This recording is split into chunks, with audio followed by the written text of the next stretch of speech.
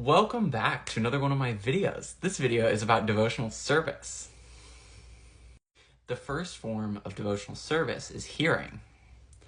When you're hearing of the Lord, you are hearing from authoritative persons or scriptures, such as the Vedas or a spiritual master.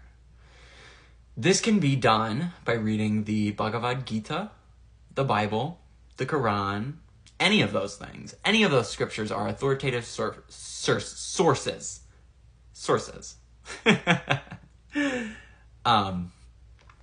But you should be hearing from these authoritative sources.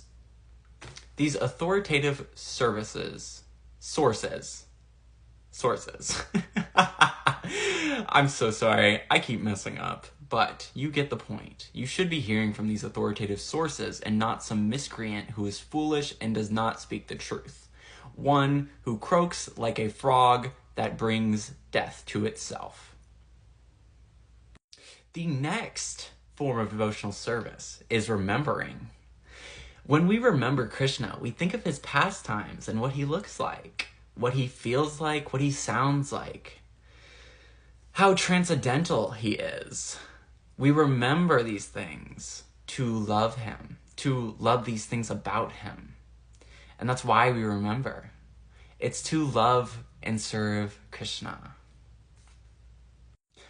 Funnily enough, the next one is serving. Serving Krishna is a very, very beautiful thing. When we serve Krishna, we offer our senses, we offer the present moment, and we surrender. You can say, I surrender unto the Supreme Personality of Godhead, or you can say, I surrender this to you now, Krishna. And serving Krishna can be done in many, many, many ways. There is an infinite number of things you can do for Krishna. It does not end. Because when you're serving Krishna, it doesn't end. You're always serving him. When you start serving him, you don't stop. And it's beautiful because it brings you true happiness. It brings you peace of mind. When was the last time you didn't think anything for just a few moments? You just got to experience.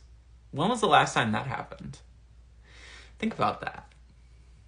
The next form of devotional service is offering. When we offer things, we offer it with love and devotion, just like you would offer a prayer. I say, I offer this prayer to you with love and devotion, Krishna. And I also like to say, oh, my sweet Lord Krishna, because I like to get playful with him. I like to be playful and mischievous with him. Like my spiritual master used to get mischievous with Krishna by stealing people's flowers. And she was doing it for Krishna. She was stealing flowers for Krishna just because Krishna wanted her to. And that's it. The next form of devotional service is surrendering. Surrendering. As I was saying earlier, you can surrender to serve Krishna. But surrendering in its own category is very interesting, because if you surrender, God will act through you. If you surrender, God will take it away. If you surrender, God will give you everything and more. He is not an unmerciful God. He is merciful for a reason. He gives us his mercy on purpose because he loves us and he wants to serve us. But we're the eternal servitors of Krishna. So how could you think him a servitor of you? That makes no sense. The next form of devotional service is chanting the holy name. Chanting Hare Krishna, Krishna Krishna, Hare Hare, Hare Rama, Rama Rama, Hare Hare. And you can chant it whenever you want. Chant over food. Chant when you're doing the dishes. Chant when you're doing laundry. Just chant when you're doing anything. You can even hum it like this. And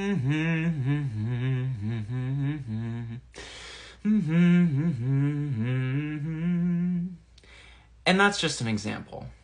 I didn't do the full mantra, but I will happily sing it for you. Hare Krishna, Hare Krishna, Krishna Krishna, Hare Hare, Hare Rama, Hare Rama, Rama Rama, Hare Hare. See, I would much prefer to sing it than to hum it, because I am chanting the holy name of the Lord out loud. This gives direct connection to the Supreme Personality of Godhead, Krishna. The last, but not the only, forms of devotional service is prayer. Praying to your Lord is very, very important. When you need something or you want something, you pray for it. You pray for it. Okay? Okay. Because of the fact that Krishna wants to give you things. He wants to give to you. But if you don't ask for it, then he won't give it to you at all. You have to be willing to go out of your way and choose Krishna. He wants to be chosen by you, but you're not choosing him.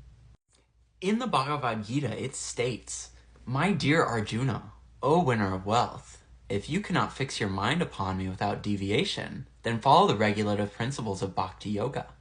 In this way, develop a desire to attain me." When we cannot fix our minds upon Krishna without deviation, which is everyone, no one can do it without some form of practice. It's just silly to say that you can do it without serving Krishna. And it says, "In this way, develop a desire to attain me." Bhakti Yoga is the process of finding the love of God. It is the true religion. It is true religion. I'm not saying it's the only religion, but it is true religion. Because true religion is religion where it's not religion, actually. True religion is actually a pathway to find the love of God. And if Bhakti Yoga is the way to develop a desire to attain Krishna, then this is a pathway to find the love of God. Bhakti Yoga is the path of love and devotion, or the yoga of love and devotion. Therefore, we love and devote ourselves through devotional service to Krishna. In the Bhagavad Gita, it states, "If you cannot practice the regulations of Bhakti Yoga, then just try to work for me, because by working for me, you will come to the perfect stage." He is saying that if you cannot practice what I am preaching to you right now, that you should work for him. Offer your work to him, offer what you get from your work to him, and offer everything else. In the Bhagavad Gita, it states, "If, however, you are unable to work in this consciousness of me, then try to act giving up all the results of your work and try to be self-situated."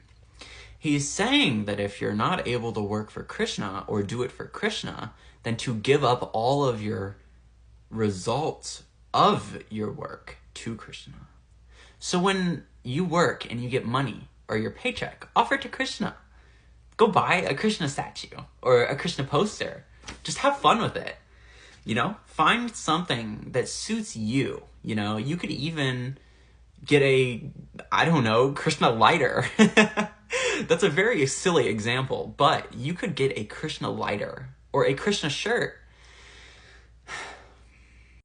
In the Bhagavad Gita, it then states, "If you cannot take to this practice, then engage yourself in the cultivation of knowledge.